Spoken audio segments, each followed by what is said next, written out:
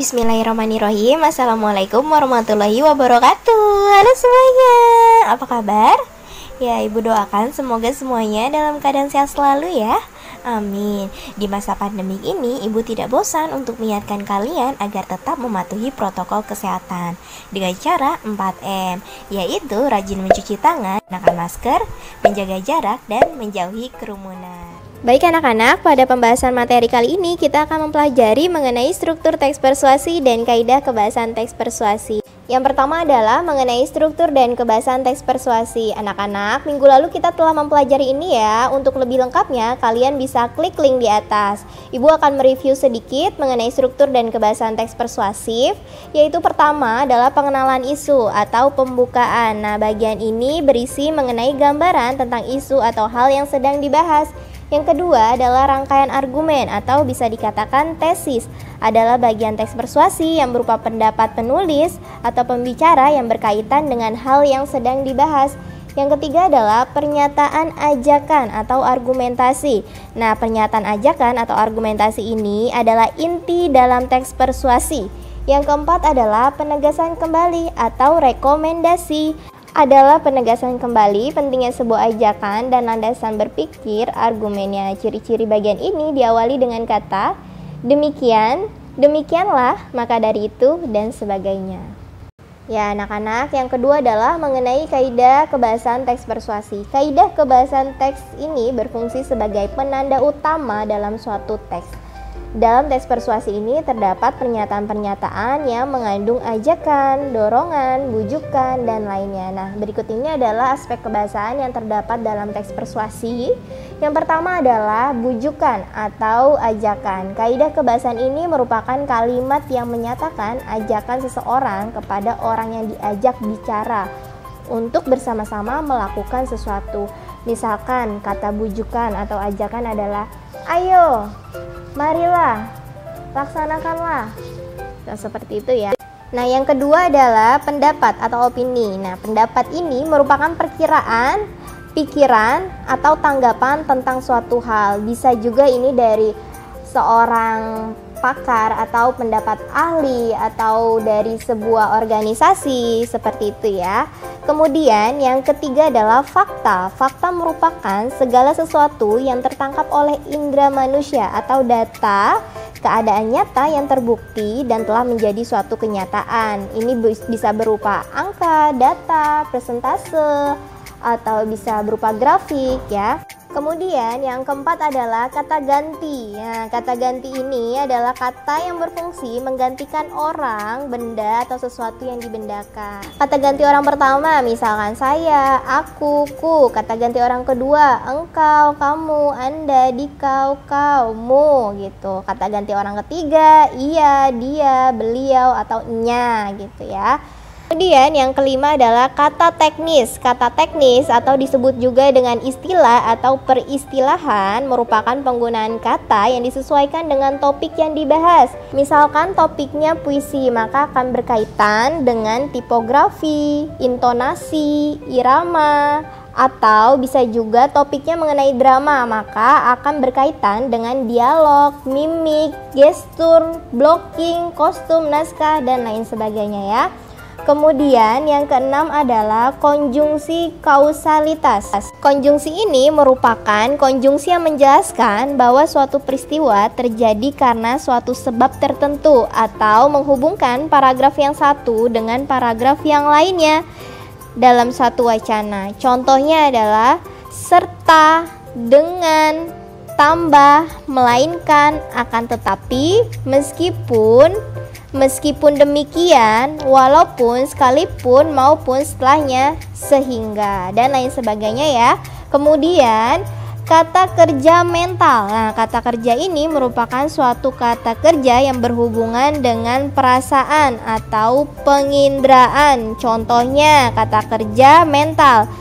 Kata diharapkan, memprihatinkan, memperkirakan, mengagumkan, menduga, berpendapat, menyimpulkan, dan lain sebagainya. Kamu bisa menggunakan kalimat seperti saya berpendapat bahwa Atau kamu juga bisa menggunakan kalimat menurut saya. Nah, seperti itu ya anak-anak ya.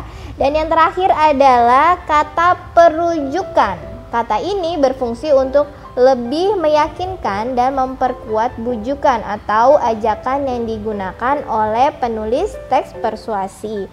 Nah, penggunaan kata-kata rujukan ini misalnya nya, tersebut, itu, ini. Contoh kalimatnya seperti ini. Ada berapa jenis makhluk hidup di muka bumi ini? Semua itu adalah ciptaan Allah, bukti kekuasaannya. Nah, anak-anak, kata semua itu adalah kata yang merujuk pada kalimat makhluk hidup di muka bumi ini. Ya baik anak-anak, kali ini Ibu akan memberikan contoh seperti yang kalian lihat di depan layar kalian. Sudah ada teks yang berjudul buanglah sampah pada tempatnya. Kita akan menelaah struktur dan kebahasan teks persuasinya ya. Baik, pada paragraf pertama, kalimat sampah merupakan isu yang cukup meresahkan di Indonesia. Sampai kalimat sekecil apapun sampah ya sampah. Nah, itu merupakan bagian pembukaan atau pengenalan isunya. Kemudian ke paragraf kedua, dari kalimat sampah yang kita buang di mana saja tidak akan hilang sendiri sampai kalimat sebelum mengeluh, keluhkan diri sendiri yang tidak membuang sampah ke tempatnya. Itu merupakan bagian rangkaian argumen atau tesis. Nah, bagian ini berisi mengenai pendapat penulisnya ya. Selengkapnya kalian bisa baca. Kemudian yang paragraf ketiga, bagian argumentasi atau pernyataan ajakan dari kalimat oleh karena itu sampai kalimat mereka bangun dan bekerja jauh lebih awal dari kita. Kedinginan, kelelahan karena ulah kita yang membuang sampah sembarangan. Nah, itu bagian argumentasinya ya. Kemudian yang keempat, bagian rekomendasi atau penegasan kembali. Dari kalimat menghargai mereka sama dengan kita menghargai diri sendiri sampai pada kalimat mari buang sampah pada tempatnya dan jagalah kebersihan. Nah, itu bagian rekomendasi ya. Ya baik anak-anak, sekarang kita akan membahas mengenai kaidah kebahasan teks persuasi pada teks buanglah sampah pada tempatnya ini. Nah, paragraf 1 kalian bisa lihat terdapat kata itu. Nah, itu kata itu mengacu pada sampah kecil ya. Kemudian temukan juga kata terkadang di paragraf 1. Nah, ini merupakan konjungsi kausalitas. Nah, selanjutnya di paragraf kedua kita menemukan kata kita terdapat sebanyak 4 kali. Nah, ini merupakan kata ganti anak-anak ya. Selain itu juga ada kata apalagi. Nah, kata apalagi ini merupakan konjungsi.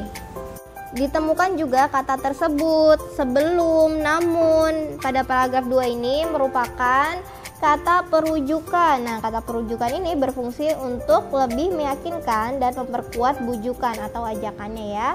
Selain itu juga ditemukan juga kata anorganik, organik, serta kata instan. Nah, ini merupakan kata teknis ya. Kata teknis disebut juga dengan kata istilah. Nah, selanjutnya yaitu paragraf ketiga. Nah, ditemukan kata oleh karena itu, sesederhana itu merupakan kata perujukan. Kemudian ditemukan juga kata konjungsi. Kata konjungsi ini ada kata maka, karena. Lalu ditemukan juga kata bujukan atau ajakan seperti kalimat hargailah orang-orang yang selama ini berjasa menjaga kebersihan. Nah, itu ya. Kemudian ditemukan juga kata ganti. Ditemukan sebanyak 2 kali yaitu kata kita. Kemudian paragraf keempat, kata ganti yaitu kata kita sebanyak 3 kali dan ditemukan juga kata bujukan atau ajakan yaitu kata mari. Nah, lengkapnya kalimatnya mari buang sampah pada tempatnya dan jagalah kebersihan. Nah, itu anak-anak merupakan kata bujukan atau ajakan ya. Baik anak-anak, setelah kita mengetahui mengenai kaidah dan kebahasaan teks persuasi, selanjutnya Ibu akan memberikan tugas kepada kalian, yaitu kalian tentukan struktur dan kaidah kebahasaan teks persuasi yang pada minggu lalu sudah kalian cari lewat internet ya. Tugas ditulis di buku tulis dengan memberikan keterangan yang mana bagian pembukaan, yang mana bagian tesis, argumentasi, atau rekomendasi. Kalian juga bisa memberikan garis, yang mana sih kata bujukannya, yang mana konjungsi kausalitasnya, atau yang mana kata perujukannya. Seperti itu ya. Jika ada yang ingin ditanyakan, silakan komen, sebutkan nama dan juga kelasnya. Anak-anak, cukup sekian pembelajaran kita kali ini. Tetap bahagia belajar di rumah dan jangan lupa patuhi protokol kesehatan ya. Kita tutup pembelajaran kali ini dengan doa kafaratul majelis. Subhanakallahumma wa bihamdika, asyhadu alla ilaha illa anta, astaghfiruka wa atubu ilaik. Selamat belajar, jaga selalu kesehatan. Wassalamualaikum warahmatullahi wabarakatuh. Terima kasih.